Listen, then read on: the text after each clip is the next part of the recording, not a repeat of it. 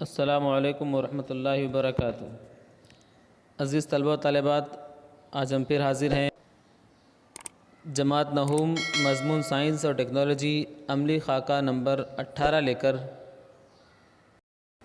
اس عملی خاکے میں آواز کا پیدا ہونا، آواز کی لہریں، تکثیف، تلطیف، تعدد، آواز کی اشاعت کے واسطے، ان نکات کو ہمیں پڑھنا ہے۔ تو آئیے ذہن نشین کریں کہ آواز کا پیدا ہونا کیا ہے۔ جب کسی شے میں ارتعاش ہوتا ہے تو اس سے آواز پیدا ہوتی ہے۔ آواز کیسے پیدا ہوتی ہے؟ جب کسی شے میں ارتعاش ہوتا ہے تو ارتعاش ہوگا تو تب جا کر اس میں آواز پیدا ہوگی۔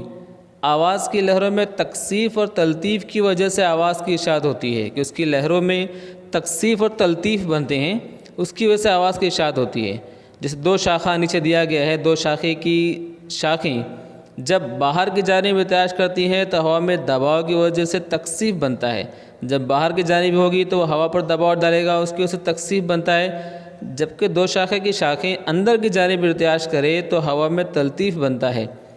تو مسلسل تکثیف اور تلطیف کی وجہ سے آواز کی اشاعت ہوتی ہے اور کانوں میں آواز سنائی دیتی ہے۔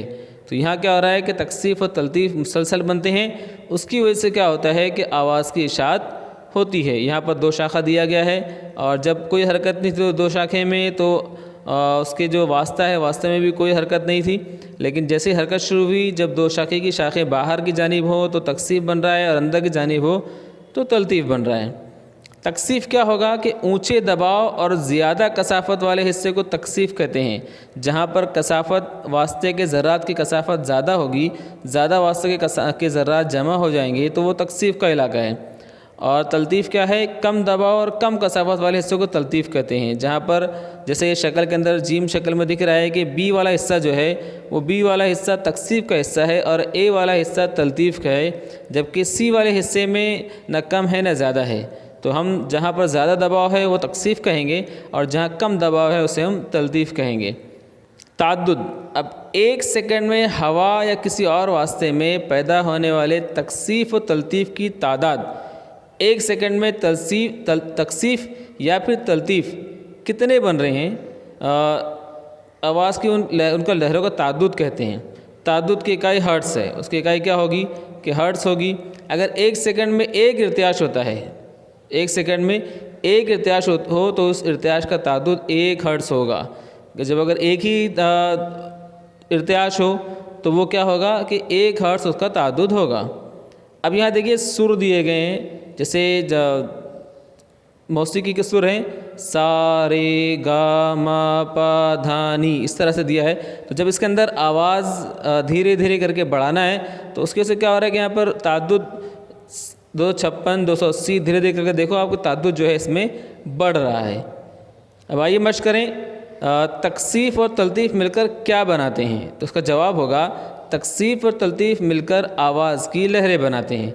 ذیل کی شکل میں تکثیف و تلطیف والا حصہ بتائیے۔ تو جہاں پر واسطے کے ذرات زیادہ ہیں وہ تکثیف والا حصہ ہے، اس کو آپ کو انڈرلائن کرنا ہے یا تیر کا نشان بنانا ہے، اور جہاں پر واسطے کے ذرات کم ہیں وہ تلطیف والا علاقہ ہے، اس کو بھی آپ کو اس کو جو ہے اور تیر کے نشان سے آپ کو ظاہر کرنا ہے۔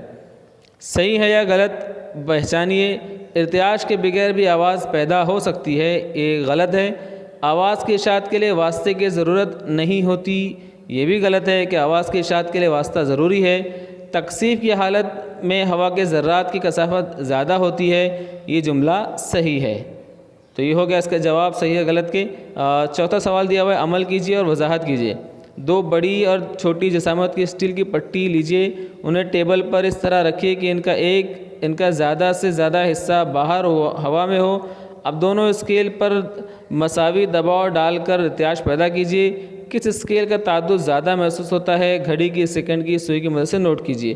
تو اس طرح نیچے شکل میں آپ کو جو ہے اسٹیل کی اسکیل چھوٹی اور بڑی لے کر اس کو ہلانا ہے اسٹیل کی پٹی کو، اور اس سے آپ کو اندازہ لگانا ہے کہ چھوٹی پٹی میں زیادہ تعدد پیدا ہو رہا ہے یا بڑی پٹی میں، اس کا آپ کو جواب لکھنا ہے۔ تو یہ تھی آپ کی سرگرمی، انشاءاللہ پھر ملاقات ہوگی اگلی سرگرمی کے ساتھ۔ السلام علیکم ورحمۃ اللہ وبرکاتہ۔